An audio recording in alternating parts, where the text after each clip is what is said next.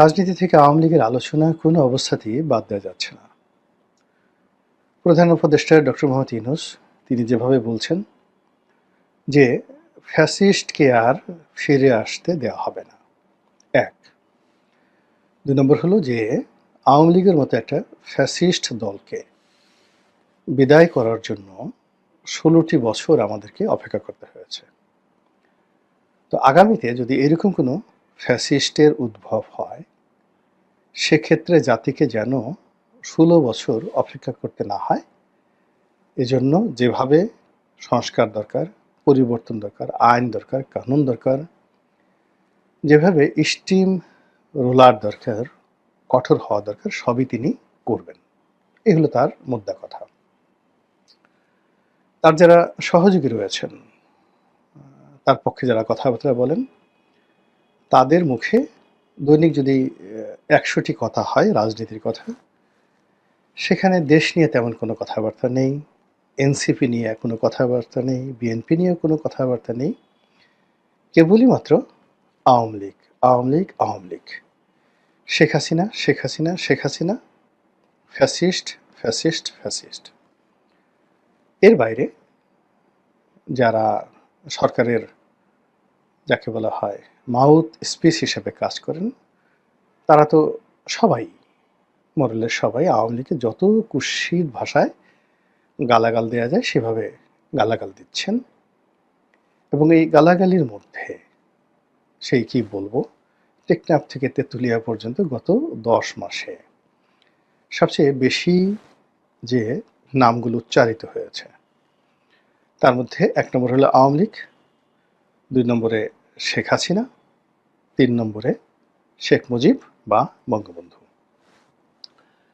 এখন এগুলোর প্রতিক্রিয়া কি, এগুলোর ফলাফল কি হতে পারে, সেগুলো নিয়ে আলোচনা করব। কিন্তু মার্কেটিংয়ের ভাষায় একটা কথা আছে, একটা স্লোগান আছে, সেটা হলো যে যে কোনো প্রচার এবং প্রোপাগান্ডা, সেটি নেতিবাচক হোক কিংবা ইতিবাচক হোক, আলটিমেটলি বা শেষ পর্যন্ত যার বিরুদ্ধে বা যার পক্ষে প্রচারণা চালানো হয়, ওটা মূলত তার পক্ষে চলে যায়। যেমন ধরুন আমার বিরুদ্ধে কেউ বলল রনি খারাপ, রনি খারাপ, রনি খারাপ। তো একটা সময় মানুষ আগ্রহ হবে যে দেখি লোকটাকে নিয়ে এত খারাপ কি বলছে, একটু খোঁজ খবর নেই। তখন আমি যদি সত্যিকার অর্থে খারাপ হয়ে যাই, তখন এই সমাজে কিন্তু ভালো মানুষের চেয়ে খারাপ মানুষের সংখ্যা বেশি। তারা দলে দলে আমার কাছে আসবে, এসে বলবে যে এইরকম নেতাই আমাদের দরকার, আপনার তাগত আছে, শক্তি আছে। এবং এইভাবেই প্রচারণার ফলে আমাদের পাক ভারত উপমহাদেশে হাজী মাস্তান, দাউদ ইব্রাহিম, ছোট শাকিল, ছোট রাজন তৈরি হয়েছে। এইভাবে ঢাকা শহরে সুইডেন আসলাম, টোকাই সাগর, মুরগি মিলন, তাদের তৈরি হয়েছে। এর কারণ হলো ওই নেতিবাচক প্রচারণা। মানে আমি সেই ৮০-র দশকের সবচেয়ে ভয়ঙ্কর একজন ছাত্রনেতা, মানে যার ভয়ে বাঘ এবং মহিষ এক ঘাটে পানি খেত। তো আমি নাম বললাম না, সেই ছাত্রনেতার যিনি বস, তিনিও ওইরকমই বাঘে মহিষে তার নামে পানি খেত, কিন্তু তিনি অনেকটা পলিটিক্যাল লিবারেল। আর যার কথা বলছি তিনি মানে চরিত্রের যত মন্দ দিক আছে, খুনি বলেন, ধর্ষক বলেন, চাঁদাবাজ বলেন, সব ওই সেই গুন্ডা ছাত্র নেতার সম্পর্কে সেই এরশাদ জামানাতে ঢাকা বিশ্ববিদ্যালয়ে খুবই নামকরা ছাত্রনেতা অভিষেক ছিল। তো আমি আমার বাসায় একদিন বেড়াতে গেছেন সেই যে মহাগুন্ডার যিনি বস বেড়াতে গেছেন। তো আমি তাকে বললাম যে ভাই, ও আসলে কেমন, ওর তো এরকম এরকম এত খুন করেছে, খারাপই করেছে। উনি বললেন যে একেবারে বেগু ভুয়া, ও জীবনে একটা মুরগিও জবাই করেনি কখনো, মুরগির রক্ত দেখলে ছটফট ছটফট করে সে মানে আত্মহত্যা করার মতো অবস্থা হয়ে যেত, এরকম একটা ছেলে। তো তাকে বানিয়ে দেওয়া হয়েছে বাংলাদেশের সর্বকালের সেরা গুন্ডা। এবং সে যদি কোথাও টেলিফোন করতো, সঙ্গে সঙ্গে সেখানে কান্নার রোল পড়ে যেত। এরকম অসংখ্য ঘটনা আছে। তো আপনি যখন কারো বিরুদ্ধে প্রচারণা করবেন, তখন ওই মন্দ লোকগুলো তার আশেপাশে যাবে এবং তাকে গ্যাং লিডার বানিয়ে তার অপকর্ম করবে, আর সে সেই মন্দ না হয়েও সেই গ্যাংদের যারা অর্জিত সেই ধনসম্পদ সেগুলো পায়ের উপর পা তুলে সে খাবে। এই গেল মন্দ প্রচারণার।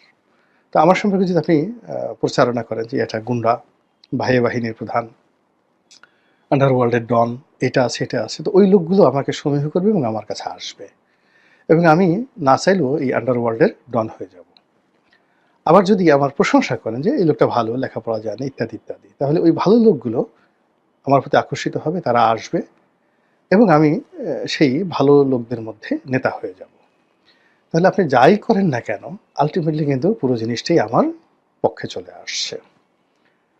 তো এইভাবে এখন আওয়ামী লীগ সম্পর্কে যে প্রচারণা চালানো হচ্ছে সরকারের পক্ষ থেকে, সরকার সমর্থকদের পক্ষ থেকে, শেখ হাসিনা সম্পর্কে যে প্রচারণা হচ্ছে, শেখ মুজিব সম্পর্কে যা চালানো হচ্ছে, আলটিমেটলি পুরোটা তাদের পক্ষে চলে যাচ্ছে।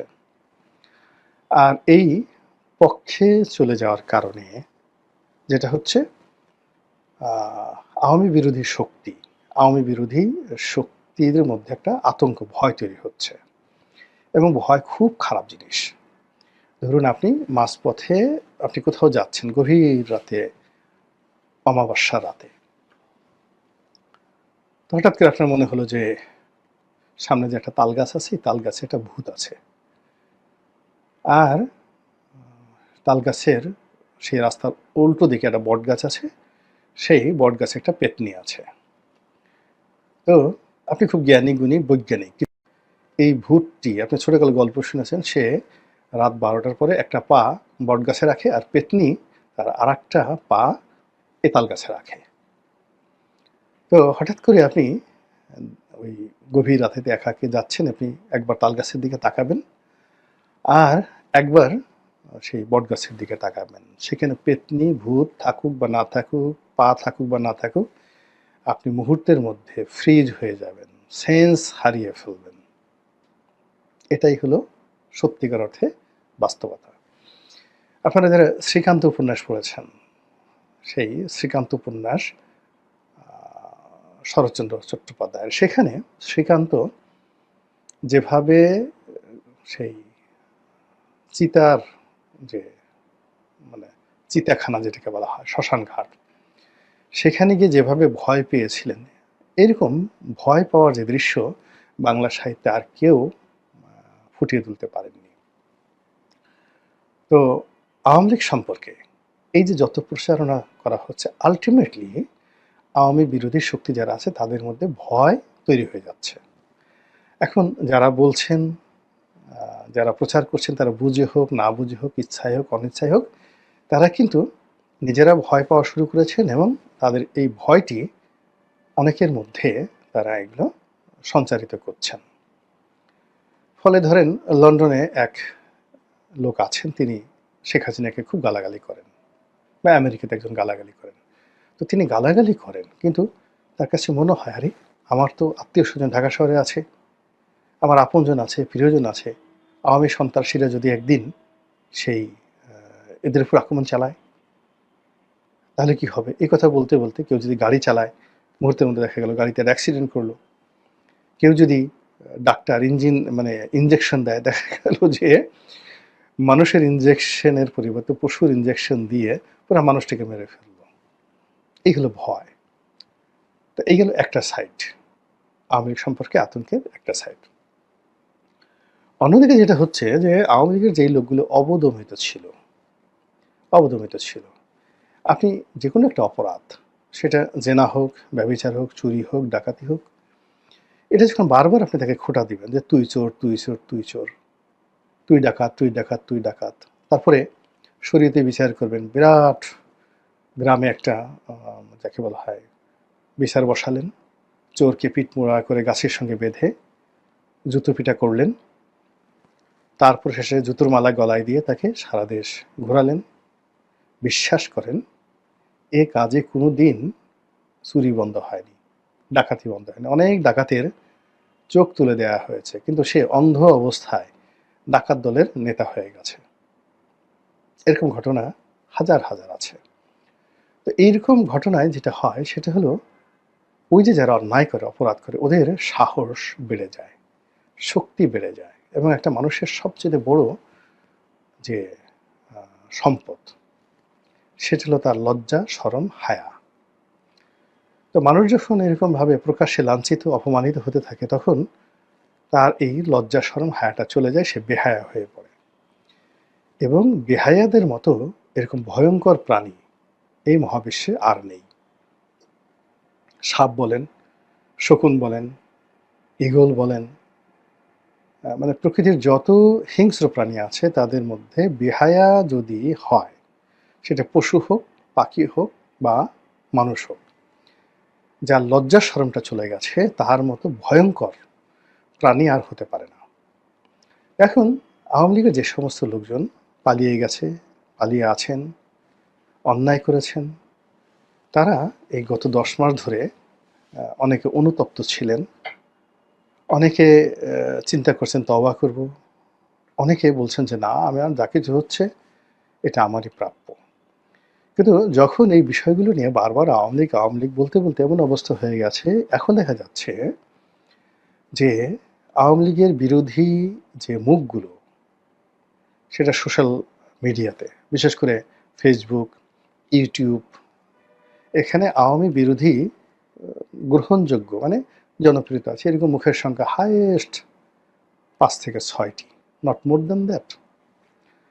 কিন্তু এই 5 থেকে 6টি মুখকে মোকাবেলা করার জন্য 500-600 মানে 100 টাইমস 5 থেকে 600 আওয়ামী মুখ নতুন করে চলে আসছে, যাদের অনেকের বিরুদ্ধে পালানোর অভিযোগ, অনেকের বিরুদ্ধে দুর্নীতির অভিযোগ, সব কিছু বাদ দিয়ে এখন তারা আওয়ামী ন্যারেটিভ তৈরি করছে, আওয়ামী লীগের পক্ষে কথা বলছে, ডক্টর মোহাম্মদ ইউনূসের বিপক্ষে কথা বলছে, আওয়ামী যারা বিরোধী লোক তাদেরকে হুমকি দিচ্ছে, ধামকি দিচ্ছে।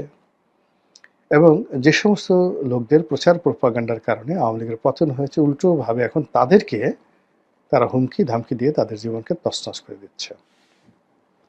এবং এখন এই যে গত, যদি আপনি 3 মাসের সোশ্যাল মিডিয়ার ট্রেন্ডিং দেখেন, এবং সেখানে ফেসবুক, লিঙ্কডইন এবং টুইটার, তার সঙ্গে ইউটিউব, এখানে গিয়ে দেখেন যে আওয়ামী লীগের যারা পক্ষে কথা বলেছেন এবং ইউনূসের বিপক্ষে যারা বলেছেন, তাদের সম্মিলিত ভিউ কত, আর যারা আওয়ামী লীগের বিপক্ষে বলেছেন এবং ইউনূসের পক্ষে বলেছেন তাদের ভিউ কত, দেখবেন যে 1:1000,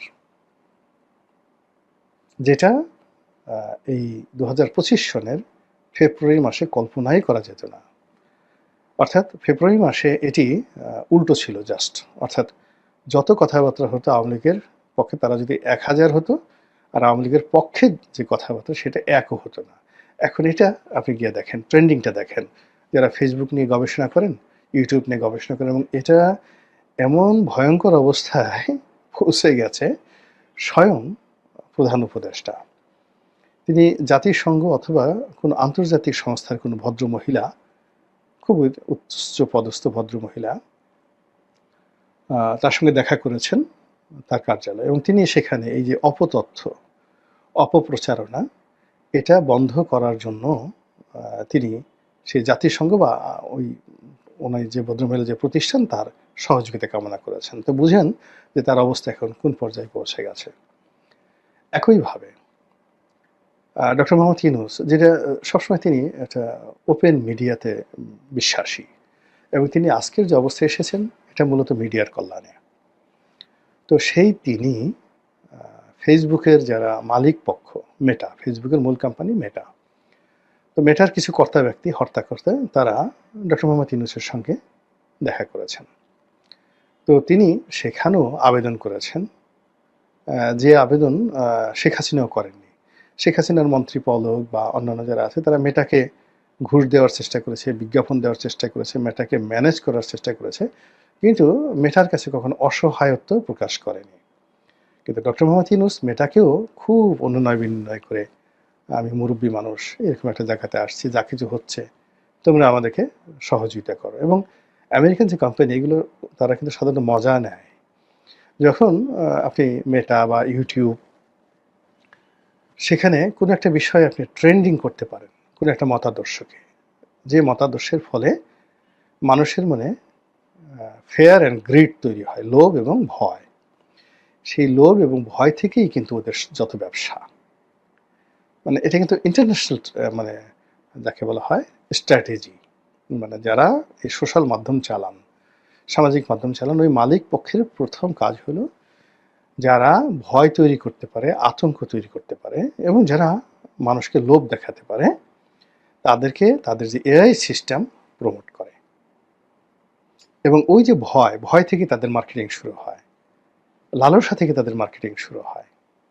এবং যে সমস্ত মানুষ ভীত সন্ত্রস্ত, গিয়ে দেখবেন ওই তাদের সামনে যে সকল প্রোডাক্টের বিজ্ঞাপন আসে ওই ভয় দূর করার প্রোডাক্ট। যে সমস্ত মানুষ লোভী তাদের সামনে গিয়ে দেখবেন যে বিভিন্ন সেই লোভ সংক্রান্ত, সেটা নুড ফিল্ম হোক কিংবা জুয়া হোক, এই ধরনের বিজ্ঞাপন তাদের সামনে আসতে থাকে। এবং এটাই সামাজিক মাধ্যমের সবচেয়ে হাই ভ্যালু বিজ্ঞাপন পলিসি। যখন তারা কোনো দুর্বল একটা শ্রেণীকে পেয়ে যায় তখন সেখানে তারা এই ধরনের যে বিজ্ঞাপনগুলো তারা কালেকশন করে যেগুলো রেট অনেক অনেক বেশি।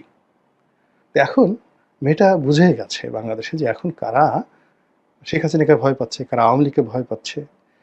তো এই কারণে তারা এটাকে আরও ব্যবসায়িকভাবে প্রমোট করা শুরু করে দিয়েছে।